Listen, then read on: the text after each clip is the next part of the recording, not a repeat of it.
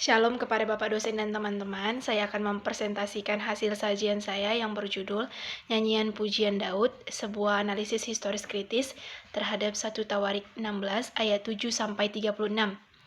Nyanyian Pujian Daud dalam 1 Tawarik 16 ayat 7 sampai 36 ini merupakan penggabungan dari 3 mazmur, yaitu Mazmur 105 ayat 1 sampai 5, Mazmur 96 ayat 2 sampai 13 dan Mazmur 106 ayat 1, ayat 47 dan ayat 48 yang digabungkan oleh penulis kitab Tawarik dengan tujuan ucapan syukur atas penyertaan Allah dalam proses pemindahan tabut Allah ke Yerusalem yang diletakkan ke tengah-tengah kemah yang dibuat oleh Daud.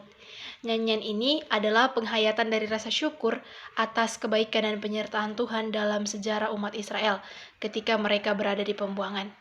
Yang menjadi permasalahan dalam teks ini adalah, apakah hubungan nyanyian ini dengan pemindahan tabut yang telah selesai?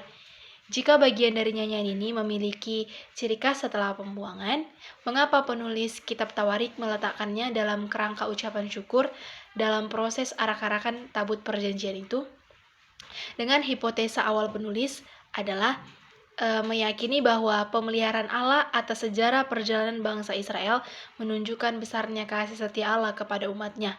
Nah, melalui penelitian dalam teks ini, penulis akan melihat makna teokratis dari nyanyian pujian dalam pasal 16 ini, yang kemudian memberikan kacamata yang baru untuk melihat karya kesetiaan Allah dalam setiap perjalanan kehidupan bangsanya, dan untuk membuktikan bahwa Allah adalah setia dan kesetiaannya tidak pernah berubah. Kesetiaan Allah di masa lampau kepada bangsa Israel itulah yang kemudian melatar belakangi lahirnya nyanyian pujian ini. Karena 3 bagian utama dari Mazmur ini dimulai dengan ajakan untuk mengucap syukur dan memuji Tuhan yang setia dalam perjanjiannya.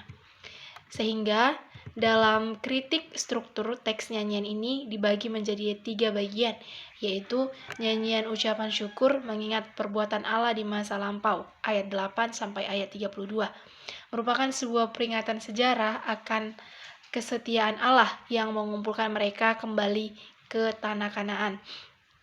Sehingga nyanyian ini memiliki gaya khas setelah pembuangan, namun oleh penulis kitab Tawarik diletakkan dalam kerangka ucapan syukur terhadap penyertaan Allah dalam proses arak-arakan tabut perjanjian.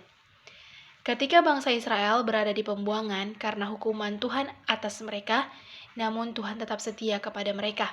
Ayat 19 sampai ayat 21. Dan pada ayat 19, dalam pengembaraan di padang gurun menunjukkan ketika umat Yahudi berada dalam pembuangan di tengah-tengah bangsa lain sebagai orang asing, namun Tuhan selalu melindungi umatnya. Tuhan tetap ingat akan perjanjian pemberian tanah Kanaan kepada leluhur Israel. Sehingga tampaklah bahwa pesan yang ingin disampaikan secara keseluruhan itu mengenai konsep perjanjian. Allah adalah setia akan janjinya. Ayat 14 sampai ayat 22. Pemazmur mengajak umat yang saat itu berkumpul di sekitar tabut perjanjian untuk mengucap syukur kepada Tuhan melalui 7 rangkaian kalimat imperatif, yaitu bersyukurlah kepada Tuhan, panggillah namanya, perkenalkanlah perbuatannya, bernyanyilah baginya, bermazmurlah baginya, percakapkanlah segala perbuatannya yang ajaib, bermegalah di dalam namanya yang kudus, yang semua itu ditujukan kepada Allah yang kudus.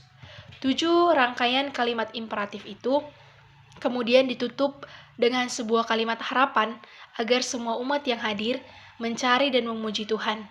Mereka mengenang perbuatan Tuhan di padang gurun dalam perjalanan keluar dari Mesir menuju ke tanah Kanaan. Untuk itu, ini merupakan sebuah bentuk perenungan terhadap kisah Taurat di sekitar Kenisah, sebagaimana yang biasa dilakukan oleh bangsa Israel. 7 rangkaian kalimat imperatif ini kemudian yang ditutup dengan sebuah kalimat harapan itu menekankan bahwa bangsa Israel harus mencari Tuhan yang memberikan kemenangan, yang telah memberkati dan menyertai perjalanan sampai ke tanah perjanjian. Kemudian bagian kedua yaitu ayat 22 sampai 33. Dan nyanyian ini berisi seruan ke seluruh bumi untuk memuji Allah sebagai Raja. Nyanyian pada ayat 23 3-33 ini merupakan sebuah himne yang menawarkan pujian untuk keadilan dan otoritas Tuhan. Yang menyatakan bahwa Allah adalah satu-satunya Allah yang jauh lebih dahsyat dari apapun. Dan pada bagian ini, paham monoteis itu dilantunkan sebagai doksologi. Pemahaman monoteis itu memakai bahasa politeis. Memang di dunia ini banyak Allah, namun sebenarnya itu adalah berhala. Hanya Allah lah satu-satunya yang telah melakukan perbuatan-perbuatan yang menakjubkan di antara semua bangsa. Artinya, tidak terbatas kepada bangsa Israel saja, melainkan kepada semua bangsa yang ada di muka bumi ini, serta menawarkan keselamatan yang telah dikerjakannya. Tuhan adalah fokus utama dari nyanyian pujian ini. Kemudian pada bagian terakhir, yaitu ayat 34-36, nyanyian ini ditutup dengan seruan untuk bersyukur kepada Tuhan atas kasih setianya, yang diakhiri dengan kata pujilah Tuhan. Nyanyian pujian yang berbunyi sebab ia baik, bahwasanya untuk selama-lamanya kasih setianya, merupakan refrain yang sering dijumpai dalam nyanyian Ibrani. Biasanya refrain ini digunakan untuk nyanyian tentang mengenang perbuatan Tuhan dalam sejarah kehidupan umat Tuhan. Penempatan refrain dalam nyanyian pujian ini setelah berhasil membawa tabut perjanjian ke Yerusalem, itu tidak terlepas dari pujian syukur atas karya Tuhan dalam keberhasilan arak-arakan tabut perjanjian tersebut. Di dalam nyanyian ini ada doa yang dipanjatkan. Doa ini menggambarkan keadaan ketika kitab ini ditulis. Mereka berada di tanah air mereka, tidak berada di pembuangan, namun mereka masih merasa terjajah oleh bangsa lain. Ini disebabkan oleh status mereka yang bukan sebagai negara merdeka, melainkan hanya sebagai provinsi dari kerajaan Persia. Untuk itu, mereka memanjatkan doa sebagai permintaan kepada Tuhan agar mereka berdiri sebagai negara yang merdeka sepenuhnya dan Tuhan sebagai raja mereka. Keselamatan yang dikerjakan Tuhan pada masa lampau kepada bangsa Israel itu kemudian sebagai ucapan syukur dalam nyanyian ini, sehingga keselamatan yang dikerjakan Tuhan kepada bangsa Israel di masa lampau itu memunculkan teologi kesetiaan dalam teks ini. Rangkaian karya Allah yang ajaib di setiap ayat nyanyian ini menunjukkan bahwa Allah tidak hanya berkuasa penuh, tapi juga terbukti setia. Terbukti dari pemeliharaan Allah atas perjalanan bangsa Israel.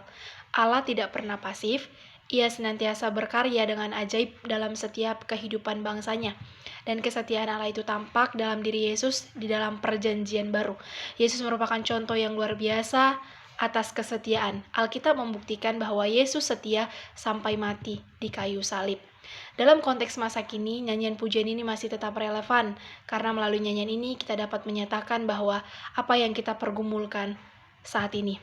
Sehingga melalui penelitian ini, terbuktilah hipotesa awal penulis bahwa Allah setia tidak hanya kepada bangsa Israel saja, namun setia sampai saat ini kepada kita. Demikian presentasi saya. Terima kasih.